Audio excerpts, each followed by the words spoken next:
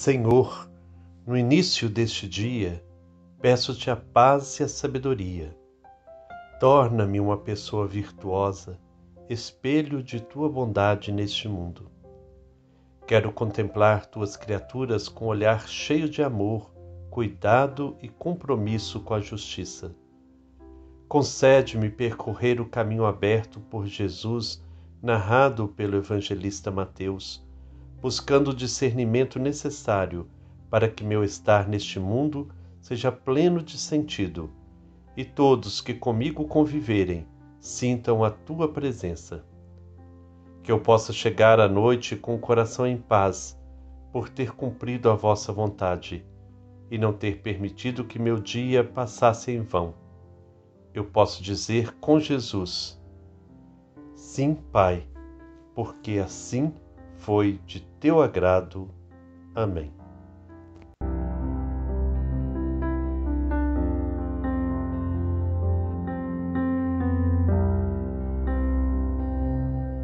Irmãos e irmãs, paz e bem, hoje, dia 19 de novembro, nós vamos prosseguindo a nossa caminhada nos passos da Bíblia, seguindo o caminho que Jesus nos apresenta. Caminho nada fácil, como nós estamos vendo esses dias, seguindo os momentos finais de Jesus.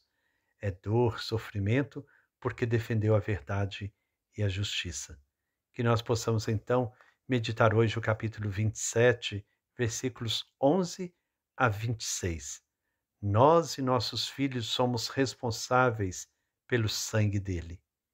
Quem irá proclamar para nós o texto bíblico de hoje será o Luiz Rena, de Betim. Acolhamos, então, a palavra de Deus.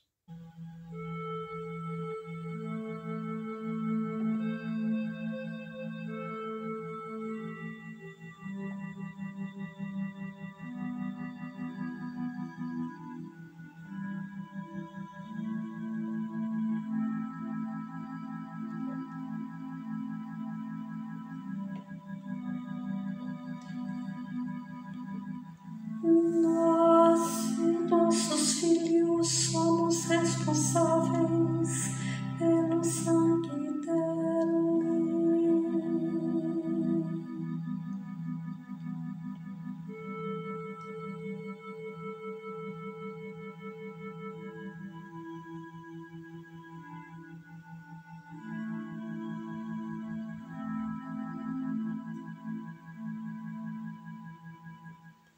Jesus foi posto diante do governador e este o interrogou: Tu és o rei dos judeus?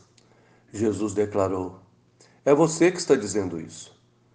E nada respondeu quando foi acusado pelos chefes dos sacerdotes e anciãos. Então Pilatos perguntou: Não estás ouvindo de quanta coisa eles te acusam? Mas Jesus não respondeu uma só palavra, e o governador ficou vivamente impressionado. Na festa da Páscoa, o governador costumava soltar um prisioneiro que a multidão quisesse.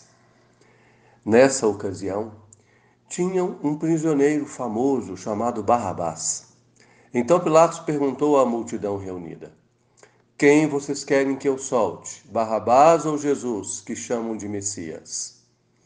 De fato, Pilatos bem sabia que eles haviam entregado Jesus por inveja. Enquanto Pilatos estava sentado no tribunal, sua mulher mandou dizer a ele: Não se envolva com esse justo, porque esta noite em sonhos sofri muito por causa dele. Porém, os chefes dos sacerdotes e os anciãos convenceram as multidões para que pedissem Barrabás e que fizessem Jesus morrer. O governador tornou a perguntar: Qual dos dois vocês querem que eu solte? Eles gritaram: Barrabás. Pilatos perguntou: E o que vou fazer com Jesus, que chamam de Messias? Todos gritaram: Seja crucificado. Pilatos falou: Mas que mal fez ele? Eles, porém, gritaram com mais força: Seja crucificado. Pilatos viu que nada conseguia e que poderia haver uma revolta. Então mandou trazer água, lavou as mãos diante da multidão, e disse: Eu não sou responsável pelo sangue desse homem. é um problema de vocês. O povo todo respondeu: que o sangue dele caia sobre nós e sobre os nossos filhos. Então Pilatos soltou Barrabás, mandou flagelar Jesus e o entregou para ser crucificado. As autoridades judaicas recorrem a Pilatos, governador romano, a fim de executar a sentença de morte. O texto só diz que os sumos sacerdotes e anciãos o acusavam, mas não diz qual era a acusação. A primeira pergunta de Pilatos, porém, dá a entender que as autoridades judaicas mudaram a acusação. Jesus fora condenado por elas por sua ameaça contra o templo e por se fazer Messias, o Filho de Deus. Pilatos pergunta: Tu és o rei dos judeus? Ou seja, para condenar Jesus, as autoridades religiosas usaram argumentos religiosos, mas para conseguir a aprovação da autoridade política efetiva, usaram argumentos políticos. A realeza de Jesus poderia ameaçar o poder romano. Pilatos sabe, no entanto, que as autoridades judaicas estavam entregando Jesus por inveja. E por aí vemos que autoridade com autoridade se entendem, pois todas elas, quando não servem ao bem do povo, estão interessadas apenas em conservar o próprio poder e prestígio. Jesus se cala diante de toda essa sujeira, e o seu silêncio, ao mesmo tempo, denuncia e acusa. E no meio disso tudo ecoa uma nova proclamação de sua inocência. A mulher de Pilatos tem um sonho que a tortura, pois mostra-lhe que Jesus é inocente. Em Mateus, os sonhos são importantes, pois apresentam a voz de Deus. Deus está falando através dos pagãos. Pilatos fica numa situação difícil. Compreende que Jesus é inocente, mas não pode contrariar as autoridades judaicas. Recorre então ao costume judaico de soltar um preso pela festa da Páscoa, talvez uma lembrança da libertação do Egito. E assim temos o impasse, colocado para que a vontade popular decida. A quem libertar? Barrabás ou Jesus? Ora, Barrabás era um zelota, guerrilheiro subversivo que pretendia acabar com o poder romano que dominava a Palestina. Perigo para Pilatos. Jesus era o justo, lutando pela justiça e contra tudo que diminuía e destruía a vida do povo. Perigo para as autoridades judaicas, que perderiam seu prestígio e influência. Mais curioso ainda, Barrabás é quem tinha intenções políticas, justamente a acusação que as autoridades judaicas tinham apresentado contra Jesus. Quem é que vai resolver o impasse? O povo. Mas as autoridades judaicas são mais espertas. Conseguem convencer a multidão do povo, colocando-a a serviço dos próprios interesses. Pilatos teme a subversão política, mas as autoridades judaicas temem algo muito maior do que isso.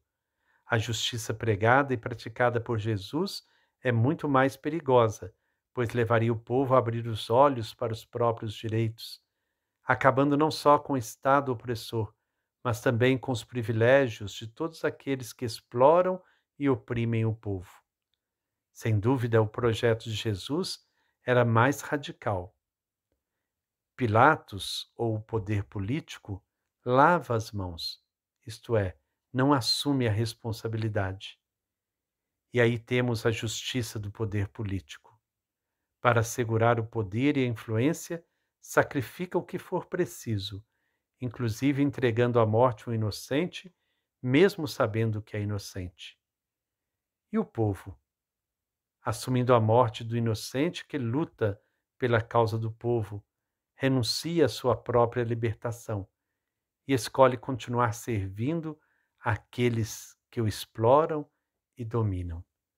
Quantas e quantas vezes nós vemos isso? O povo é manipulado. O povo se torna instrumento nas mãos dos poderosos. Daí vem esse clamor tão triste. Nós e nossos filhos somos responsáveis pelo sangue dele. Que Deus nos conceda a graça de não nos deixarmos manipular, mas estarmos cada vez mais a serviço da vida, a serviço do amor, a serviço da verdade. Eliane Farinhada, é com vocês. Bom dia, Eliane, bom dia, Frei Gilberto, comunidade que reza com a gente, no campo, na cidade, paz e bem. Eliane, quantas vezes nós lemos esse texto na Semana Santa e não aprofundamos, né? O que esse texto quer dizer realmente para a gente? Sempre a gente passa batido, né? Falando da tramóia que fizeram para crucificar Jesus, um inocente. E às vezes a gente não aprofunda que, na verdade, esse projeto de morte ele está instalado na sociedade desde aquele tempo e a gente tem que fazer a leitura nos tempos de hoje. Quantas pessoas apoiam decisões que a gente sabe que é do projeto de morte, mas não abre mão disso de forma alguma, porque de certa forma ele está envolvido nesses esquemas e não consegue se libertar. Não podemos ter atitude de Pilatos, lavar as mãos e continuar, né, apoiando os projetos de morte. Venham todos, cantemos um canto que nasce da terra, canto novo de paz, de esperança em tempo de guerra. Neste instante há inocentes tombando nas mãos de tirano. Tomar terra, ter lucro, matando, são esses seus planos. Não temais os que matam o corpo, não temais os que armam ciladas, não temais os que vos caluniam, nem aqueles que portam espadas. Não temais os que tudo deturpam, para não ver a justiça vencer. Tende medo somente do medo, de quem mente para sobreviver. Não temais os que vos ameaçam, com a morte ou com difamação. Não temais os poderes que passam, eles tremem de armas na mão. Não temais os que ditam as regras, na certeza de nunca perder. Tende medo somente do medo, de quem cala ou quem finge não ver. Não temais os que gritam nas praças, que está tudo perfeito e correto. Não temais os que afirmam de graça, que vós nada trazeis de concreto. Não temais o papel de profetas, que o papel do profeta é falar. Tende medo somente do medo, de quem acha melhor não cantar. Eis o tempo de graça, eis o dia da libertação. De cabeças erguidas, de braços reunidos, irmãos. Haveremos de ver qualquer dia chegando a vitória, o povo nas ruas fazendo a história, crianças sorrindo em toda a nação.